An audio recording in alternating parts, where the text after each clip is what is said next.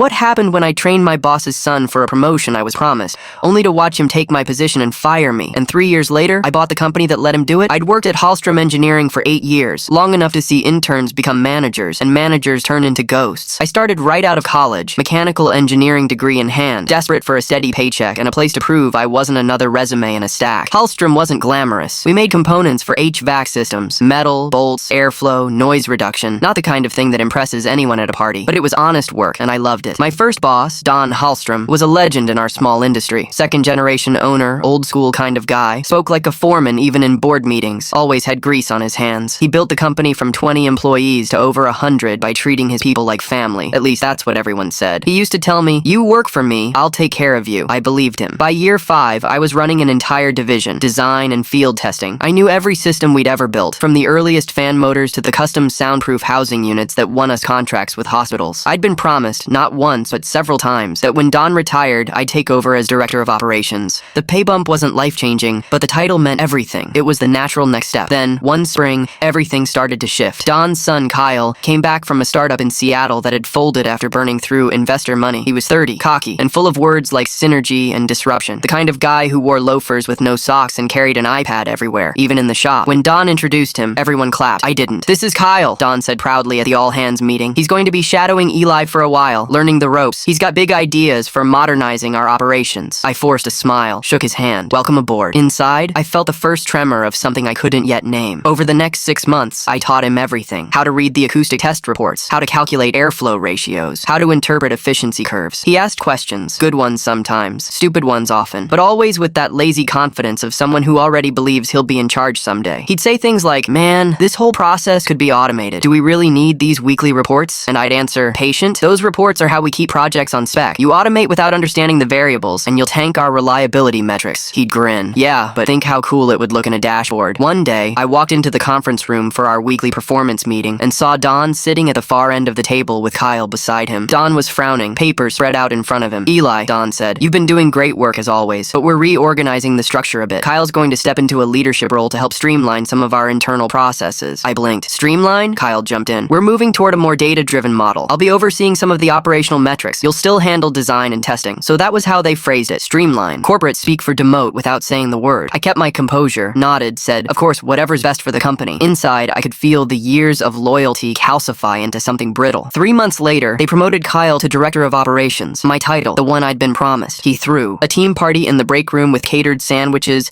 and a speech about innovation and legacy. Everyone clapped again. I didn't. That night, Don called me into his office. The tone was paternal, the kind a man uses before handing you a shovel to dig your own grave. "You've been the backbone of this place, Eli," he said, "but Kyle's got vision. The future's different now. I want you to help him succeed." I looked at the old man and realized he'd already chosen blood over merit. "You want me to make sure your son doesn't crash your company," I said quietly. He sighed. "You could look at it that way, or you could see it as a chance to mentor the next generation." "I've been mentoring him for a year," I said. "You just didn't tell me it was to replace me." His jaw tightened. "Careful, Eli. Don't make this personal." But it was personal. It always is when someone steals what you've earned. The next few months were a slow-motion car wreck. Kyle implemented modern workflows that meant cutting seasoned technicians, outsourcing QA, and replacing paper logs with an untested software suite that didn't sync with half our machines. Production slowed. Error rates doubled. Clients complained. I cleaned up as much as I could, working nights to fix what his algorithms broke. He took credit for every success and blamed legacy inefficiencies for every failure. Then, one Friday afternoon, HR called me in. I knew before they even spoke. "We're restructuring," the HR manager said. "Your position is being eliminated. Kyle's consolidating design and testing under operations." I didn't argue. Didn't even blink. "How long do I have?" I asked. 2 weeks, but Don said you can leave today if you prefer." I preferred. I walked out with a box of my things, my nameplate, and the sinking realization that loyalty had been a one-way contract. That weekend, I sat in my apartment surrounded by the detritus of a career. Binders, project files, awards. On the TV, a commercial for Hallstrom Engineering played, "Innovation, Legacy, Family." I turned it off. I thought about everything I'd built for them. The testing protocols, the supplier network, the maintenance database I'd designed on my own time. They'd inherited my work and erased my name. I was 41, unemployed, and furious. But under the anger, there was something sharper, a kind of focus I hadn't felt in years. They'd taken everything I'd built and handed it to someone who didn't know the difference between airflow and airshow. So I decided to build something they couldn't take, something of my own. That was the night Vortex Dynamics was born, on a notepad at my kitchen table, with coffee gone cold, and my old engineering manuals stacked like bricks beside me. I didn't have investors, I didn't have backing, but I had something Kyle never would. I knew how to build from nothing. nothing. The first 6 months after I walked out of Hallstrom were the hardest and the cleanest. The first because there's no paycheck, no rhythm, and too much thinking. The cleanest because for the first time in years, I wasn't pretending loyalty was a retirement plan. I rented a 400-square-foot workshop in a forgotten industrial park on the edge of town. The landlord was an ex-machinist named Hank, who cared more about cashing rent checks than asking questions. The concrete floor was cracked, the overhead lights hummed, and the only heat came from a portable unit I bought secondhand. I set up 2 battered workbenches, a used CAD workstation, and a coffee maker. I called it Vortex Dynamics, mostly because I needed a name to write on invoices. The dynamics part came from something my old thermodynamics professor used to say: air always moves toward balance. I figured people did too. I had no clients, just an idea. Smaller, faster custom HVAC silencers built with modular parts, so companies didn't need to shut down an entire system to replace one section. The big manufacturers ignored niche jobs like that. Too much hassle for too little volume. I knew the margins could be good if I kept overhead microscopic, so I did what I'd done at Hallstrom. I started with the math. Nights became design sessions. Mornings, cold calls. I emailed every facility manager I'd ever met, told them I could deliver custom noise control solutions cheaper and faster than Hallstrom. Most ignored me. A few wished me luck. One guy from an old hospital project called back. "If you can get me a prototype in 2 weeks that fits the old spec, I'll pay cash." That was all I needed. I borrowed Hank's old welding gear and spent 14 days designing and fabricating a prototype from scrap metal and leftover composite panels. I slept on a cot in the corner, drank gas station coffee, and ate canned soup. When I delivered the unit, the hospital tech measured the decibels and whistled. "Quieter than the original," he said. He cut me a check on the spot. I drove back to the shop grinning like a lunatic and pinned the check to the wall. That check was my seed round. The next clients came from that one. Word travels fast in facilities circles, especially when someone saves a budget without asking for meetings. I built 3 more prototypes, reinvested every dollar into better tools, and filed an LLC. The first time I saw Vortex Dynamics LLC on a state website, it felt real. I hired a part-time assistant, a college kid named Jenna, who could weld and handle invoices. We built a website with blurry photos and too many buzzwords, but it got hits. Slowly, inquiries turned into quotes, quotes into orders. There were months when I barely slept. When a machine broke mid-project,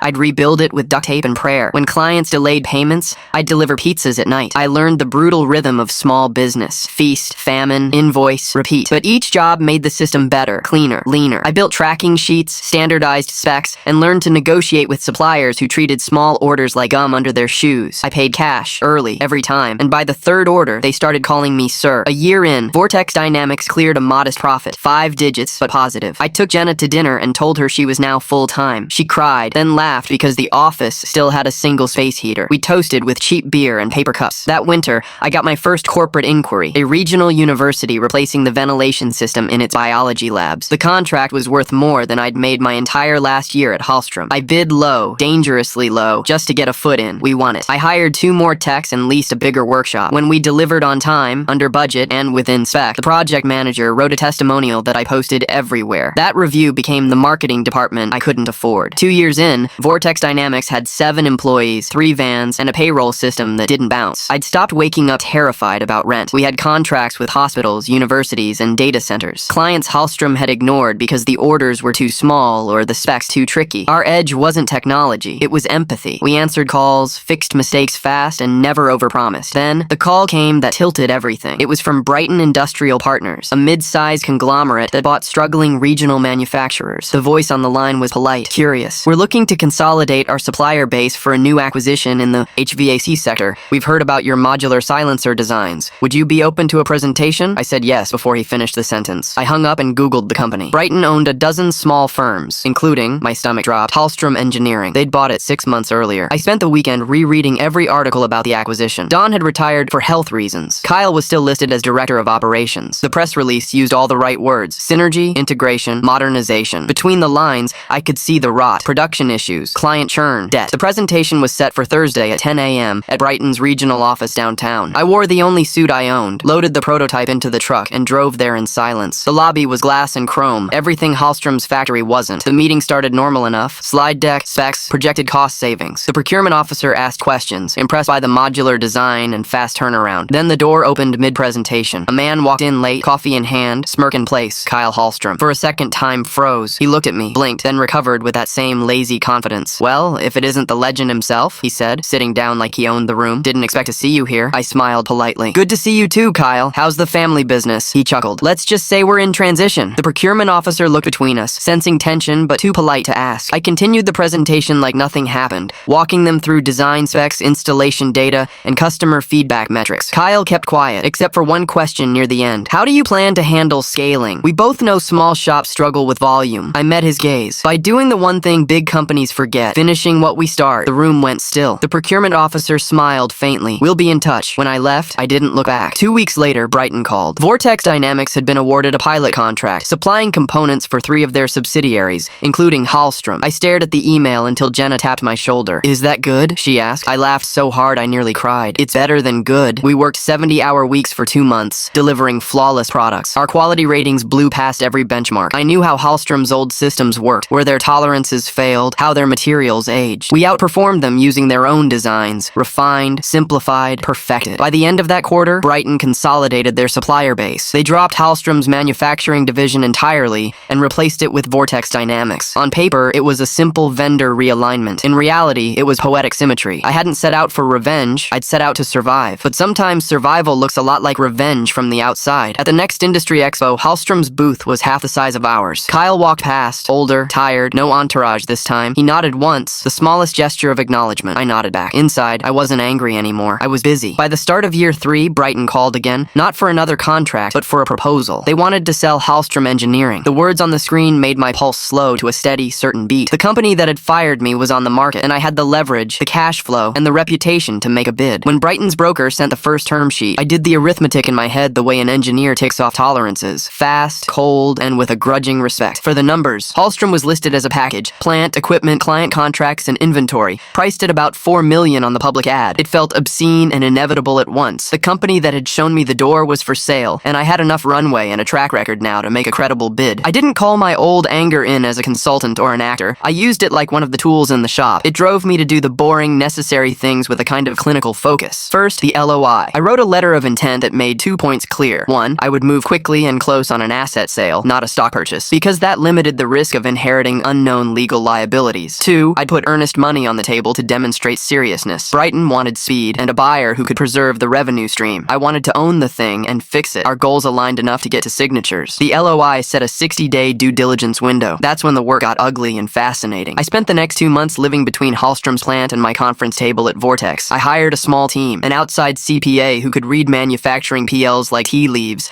a contract attorney who knew the mechanics of asset purchases, and a mechanical engineer I trusted to walk the factory floor and catalog equipment condition. I'd learned at Hallstrom where the weak points hid, deferred maintenance, supplier credit terms, and the places where a ledger reads fine until you turn the page. If you want to buy a factory, you have to love small data. Invoice dates, boiler logs, calibration stickers. Due diligence revealed a few things Brighton hadn't advertised. Hallstrom's balance sheet looked flatter than its historical revenue suggested because they'd ridden on a handful of long-term contracts that were now on auto-renew with clients who were starting to whisper about quality declines. There was deferred maintenance on 2 key shear lines that would require investment to hit previous throughput. A small, pension-like obligation to a long-tenured technician showed up in their liabilities schedule, one of those human artifacts that buyers either assume or negotiate around. On the positive side, Hallstrom's customer list still had value. Hospitals and data centers don't hop vendors lightly. The pipes were clogged, but the source water was fine. The negotiation became a dance of numbers and leverage. Brighton wanted the full asking price. Their VC-ish posture liked headlines and cleaning up books. I had, candidly, less cash than they wanted up front, but I had something Brighton liked even more than cash: operational certainty and the promise not to liquidate the brand into parts. I put together a financing structure that sounded reasonable on paper and stubborn in practice. A down payment of roughly a quarter of the purchase price from Vortex cash and reserves, seller financing to bridge a large chunk so Brighton would take some risk off their books, and a bank term loan for the balance. We also agreed to an earn-out tied to retention of legacy Hallstrom contracts for 18 months. Brighton would get more if I proved I could keep the revenue stream intact. The numbers I proposed were granular. A purchase price slightly below their public ask after I'd called out deferred maintenance, a 25% initial cash down, seller financing for roughly 30% at a fixed rate over 10 years, and a bank loan to cover the remainder. I modeled monthly debt service, conservative revenue growth, I didn't assume miracles, and the capital schedule for the first 2 years. For Brighton, a quick, tidy exit with some upside was attractive. For me, the structure let me buy the thing without mortgaging Vortex's future. On closing day, I remember parking across from Don's old office, the sun low and the plant casting a shadow over the lot like a metronome. The closing itself was anticlimactic in paperwork and furious in formality. Escrow wire transfers, UCC filings, employee notices, and the endless signatures that make ownership legal. When the seller's rep slid the final set of documents across, I signed my name slower than I thought I would, feeling like the whole arc of my 8 years with Hallstrom condensed into a single pen stroke. After the papers were filed, The plant manager, an older woman named Ruth, who'd once been the only person at Hallstrom who could make Don bristle, called a town hall. I stood at the edge of that room feeling a deep, careful kind of nervousness. People watched the new owner with all the doubt small towns keep in their pockets like loose change. I introduced myself briefly, my history at Hallstrom, the reason I'd bought the plant, and what I intended to do. We're keeping the staff, I said plainly. We're investing in the lines, and if you trust me, I'll do the rest by making sure your jobs are real and safe. There were murmurs. Ruth stared at me with a sort of appraisal that either forgives quickly or never forgives at all. Kyle was there too, sitting in the back with a face that had that same look I'd seen the first time he walked into Brighton's meeting room, an attempt at casualness that couldn't cover the look of being unmoored. He approached me later in the break room, voice low. You bought it, he said. It was a statement, not a question. You ran it into the ground, then got promoted, I replied. This seemed fair. He didn't smile. You could have left it in ruins. I could have, I said, but I prefer to fix things. There was an awkwardness to our exchange that didn't change the power balance. I was owner now. He worked for Brighton and had lost favor. Brighton's corporate office gave him a severance package and a small consulting window to manage the transition, or take his chances on the job market. I offered him a consulting retainer at a price that reflected my contempt for opportunism, but also my unwillingness to manufacture drama. He declined. He left a week later. Ownership meant dozens of micro decisions that had disproportionate moral weight. The first board meeting was the toughest. Which managers to keep, which union clauses to honor, and, most emotionally, what to do about Kyle's promotions and those he'd fired. I chose to rehire some technicians who'd been let go, and to offer them back pay for the week between Brighton's choices and our rehires. It was a small line in the PL, but it mattered in the shop to see their names on the schedule again. We renegotiated one vendor contract and started a maintenance program for the key shear drums that had been deferred. The capital facility upgrade would cost 6 figures, but it would double uptime on certain production lines once completed. We also took a close look at culture. At Hallstrom, Don's family rhetoric had meant protection for some and a lack of structure for others. I built process where there had been paternalism. Production metrics replaced polite promises. Safety audits became non-negotiable. We instituted a weekly demo where technicians could flag issues, and a small bonus pool awarded to crews that ran above 98% uptime for a month. It was boring fiduciary stuff.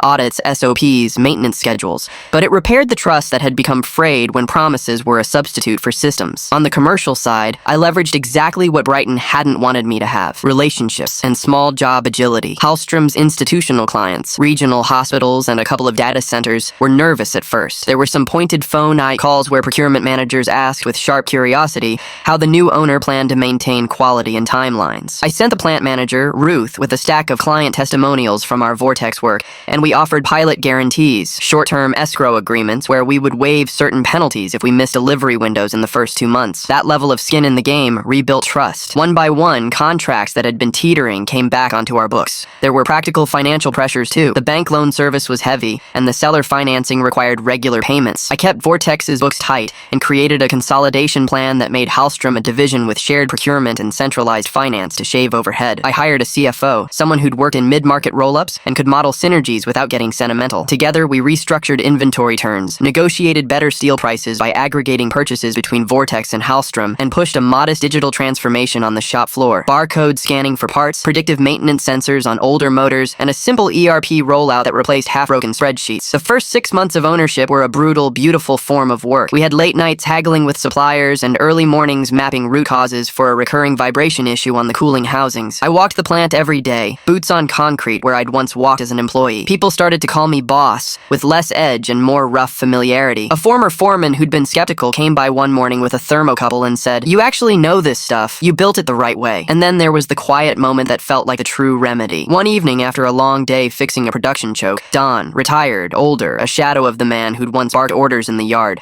walked up to the mezzanine where I was filing maintenance requests and said, "You did what none of us thought you'd do. Don't make me a liar." We grinned at each other like two men who had finally agreed on something earthbound and true. "You did your part," I said. "You built a company. I just finished the work you started." He reached into his pocket and handed me an old business card, Don's typewriter font stained by 1,000 greasy hands. "Keep it," he said, a reminder. There was no Hollywood catharsis. Kyle didn't storm the plant, and we didn't stage a scene where he begged for forgiveness. The payoff was less dramatic. The work comes, payroll clears on Friday, contracts that once frayed are steady, and Hallstrom's brand, that old, imperfect trademark, begins to mean something again in the market, not as nostalgia, but as reliability. As the integration matured, Vortex and Hallstrom started to feed each other. Vortex's modular designs found better scale in Hallstrom's production lines, while Hallstrom's sales channels opened to markets Vortex could never reach alone. Revenues grew, margins normalized, and the debt service that had once felt like a tightrope loosened into a managed rhythm. We even set up a modest employee stock bonus program funded by a profitability kicker, an explicit attempt to turn the family rhetoric from a talisman into an actual stake in the enterprise. The last image I had before I closed part 3 was of the plant under a winter dusk, bright shop lights, a line of vans pulling out with timetabled manifests, and a small sign at the gate that now read Hallstrom, a Vortex Dynamics company. It felt like an ending and a beginning at once. I'd bought back what had once been my past and used it to build a different future, less about proving someone wrong than proving something right, that structures matter more than promises, and that the people who do the work deserve a company that shows up for them. The winter after the acquisition was when I finally learned that buying a company and leading one are two entirely different beasts. Buying is adrenaline, leading is endurance. When the headlines first hit the local business section, Vortex Dynamics acquires Hallstrom Engineering in strategic integration, the story spread faster than I expected. Reporters called it a redemption arc, though that wasn't the word I would have chosen. People liked the symmetry. The guy who'd been fired came back as the owner. Social media posts floated around. Revenge served cold air. Cute, but inaccurate. What I wanted wasn't revenge, it was permanence. By the time spring came, Hallstrom's plant was humming again. The workers who'd stayed through Brighton's chaos started wearing the new Vortex blue hats. The apprentices we hired from the technical school brought back laughter to the break room. We were producing more units than at any time in the company's history, and yet, success brought a new kind of tension, visibility. Bigger orders meant more oversight. Suppliers treated me differently now, no longer like the underdog hustling from a garage, but like a man they could court. Banks that once ghosted my emails now called offering expansion credit. Venture funds sent neatly worded inquiries. We love what you're doing in sustainable HVAC. Ever thought of scaling globally? Scaling. The same word Kyle used to throw around before everything collapsed. I still flinched when I heard it. In April, we hosted an open house for clients and city officials. We cleaned the plant top to bottom, polished the metal housings until they gleamed like mirrors,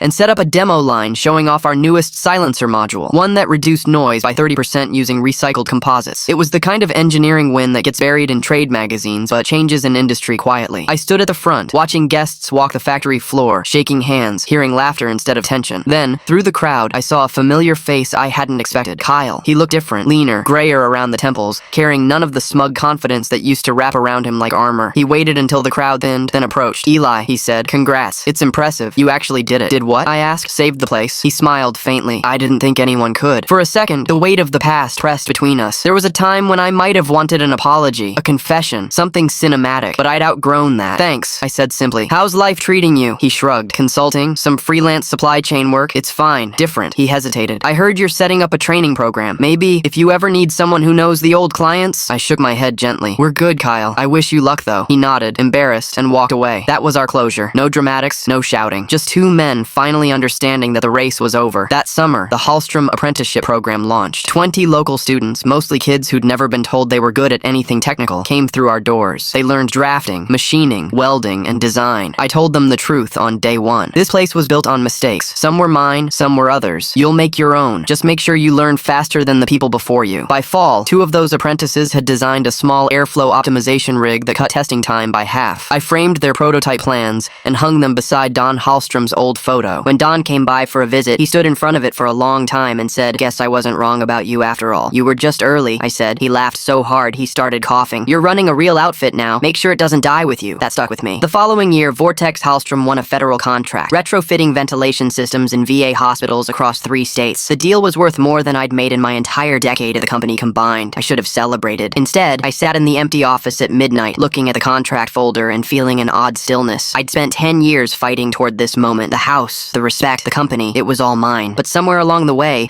the fire that used to burn with revenge had gone quiet, replaced by something steadier, responsibility. When you own a company with other people's paychecks attached to it, winning stops feeling like triumph. It feels like duty fulfilled. The next winter, I got a letter from Don's wife. He'd passed away peacefully in his sleep. Inside the envelope was something wrapped in tissue. His old pocket watch, the one he used to check during shift changes. A note in shaky handwriting read, "For the man who kept the time running when I couldn't." I sat there for a long time, the ticking faint against my palm. I realized that if I'd gotten what I wanted back then, the title, the promotion, the approval, I would have still been small. A cog. Don's betrayal. Kyle's arrogance. They'd been my catalysts. Pain disguised as direction. 3 years later, Hallstrom Dynamics, the merged brand, was recognized nationally for sustainable manufacturing. We tripled our headcount, doubled our revenue, and implemented profit sharing. Every worker, from the machinist to the janitor, got a quarterly bonus based on productivity. At our 10-year anniversary celebration, I stood on the same factory floor where I'd once packed my box after being fired. The plant smelled of metal, coolant, and progress. The employees gathered around, and Ruth, now retired, handed me a plaque. To the man who taught us that loyalty goes both ways. I took a breath, looked at the faces, people who'd stayed, people who joined, people who believed. I don't have a speech, I said. Just this. A company isn't family. It's a promise. And promises are only as strong as the people who keep them. Applause filled the factory. It didn't sound like vindication. communication. It sounded like continuity. Later that night, I walked the production line alone. Lights dimmed, machines silent. I stopped by the corner office, Kyle's old one, and looked out the same window I once used to glance through when I was an employee. Back then, I thought success was proving someone wrong. Now I knew it was about building something that would keep running long after I was gone. The clock on the wall ticked softly, echoing Don's watch in my pocket. I smiled, turned off the lights, and walked out. The air outside was cold and clean, balanced, just the way it should be.